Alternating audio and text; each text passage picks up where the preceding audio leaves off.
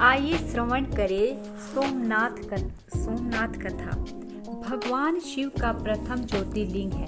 पुराणों में सोमनाथ ज्योतिर्लिंग की स्थापना से संबंधित कथा इस प्रकार है। जब प्रजापति दक्ष ने अपनी सभी 27 पुत्रियों का विवाह चंद्रमा के साथ कर दिया था तो वे बहुत प्रसन्न हुए। पत्नी के रूप में दक्ष कन्याओं को प्राप्त कर चंद्रमा सुशोभित हुए और दक्ष कन्याएं भी अपने स्वामी के रूप में चंद्रमा को प्राप्त कर सभी कन्याएं भी इसी विवाह से प्रसन्न थीं। चंद्रमा की उन 27 कन्याओं में से रोहिणी उनके सबसे ज्यादा प्रिय थी, जिसको वे सब विशेष आदर तथा प्रेम करते थे। उनका इतना प्रेम अन्य पत्नियों में नहीं था। चंद्रमा की अपनी तरफ उदासीनता और उपेक्षा का देखकर रोहिणी के अलावा बाकी दक्ष पुत्रियां बहुत दुखी हुई। वे सभी अपने पिता दक्ष के शरण में गई और उनसे अपनी कष्ट का वर्णन किया। अपनी पुत्रियों को व्यथा और चंद्रमा का दुर्व्यवहार को सुनकर दक्ष को बड़े दुख हुआ।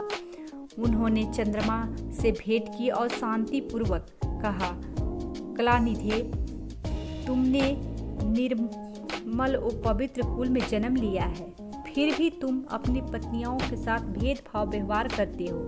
तुम्हारे आश्रम में रहने वाले जितनी भी स्त्रियां हैं, उनके प्रति तुम्हारे मन में प्रेम कम और अधिक ऐसा सौतेला व्यवहार क्यों है?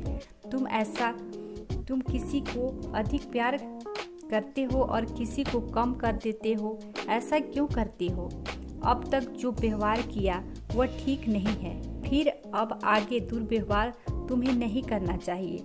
जो व्यक्ति आत्मसंयमों द्वारा के साथ विषमतापूर्वक व्यवहार करता है, उसे नरक में जाना पड़ता है।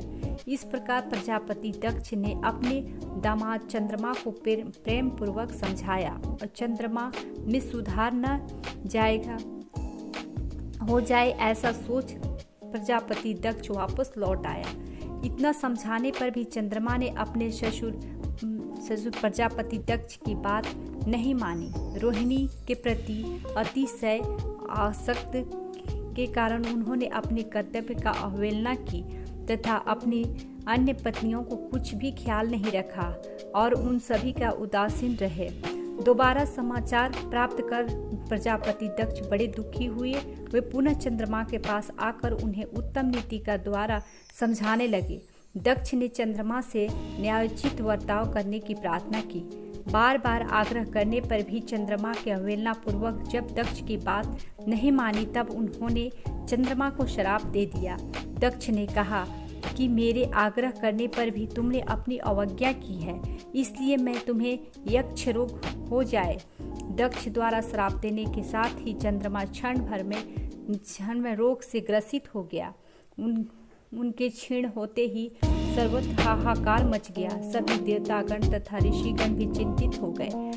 परेशान चंद्रमा ने अपनी अवस्था तथा उनके कारणों की सूचना इंद्र आदि देवताओं को ऋषियों को दी। उनके बाद उनकी सहायता के लिए इंद्र आदि देवता तथा वशिष्ठ आदि ऋषिगण ब्रह्मा जी के शरण में गए। ब्रह्मा जी ने उन्हें कहा कि जो घटना हुई है उनके तो भुगतना ही है, क्योंकि दक्ष ने निश्चय ही पलटा नहीं जा सकता। उनके बाद ब्रह्मा जी ने उन देवताओं को उत्तम उपाय बताया। ब्रह्मा जी ने कहा कि चंद्रमा देवताओं के साथ कल्याणकारक शुभ प्रभास क्षेत्र में चले जाए। वहाँ विविध पूर्वक शुभ मृत्युंजय मंत्र का अनुष्ठान द्वारा श्रद्धापूर्वक भगवान शिव की आराधना करें। अपने सामने शिवलिंग की स्थापना करके प्रतिदिन कठिन तपस्या करें। उनकी आराधना और तपस्या से जब भगवान भोलेनाथ प्रसन्न हो जाएंगे तो उन्हें इन्हीं 6 रोग से मुक्त कर देंगे। पितामह ब्रह्मा जी की आज्ञा को स्वीकार कर देवताओं और ऋषियों के संरक्षण में चंद्रमा देवमंडल सहित प्रभास क्षेत्र में पहुंच गए। वहां चंद्रमा ने मृत्युंजय मंत्र भगवान से अर्चना, वंदना और अनुष्ठान प्रारंभ किया। वे मृत्युंजय मंत्र का जप तथा भगवान शिव की उपासना में लीन हो गए। ब्रह्मा जी की आज्ञा के अनुसार चंद्रमा ने 6 महीने तक निरंतर तपस्या और वृषभ ध्वज का पूजन किया। 10 करोड़ मृत्युंजय मंत्र का जाप कर तथा ध्यान करते हुए चंद्रमा को निरंतर खड़े रहे। उनकी तपस्या से भक्त वत्सल भगवान शंकर प्रसन्न हो गए। उन्होंने चंद्रमा से कहा, चंद्रदेव तुम्हारा कल्याण हो। तुम जिसके लिए यह कठोर तप कर रहे हो वह अपनी अभिलाषा ही बताओ। मैं तुम्हारी इच्छा के अनुसार तुम्हें उत्तम वर प्रदान करूंगा। चंद्रमा की प्रार्थना करते हुए विनय पूर्वक कहा, देवेश्वर आप मेरे सब अपराधों को क्षमा करें और मेरे शरीर में इस क्षय रोग को दूर कर दे। भगवान शिव की तपस्या से प्रसन्न होकर चंद्रदेव ने वर मांगने के लिए कहा।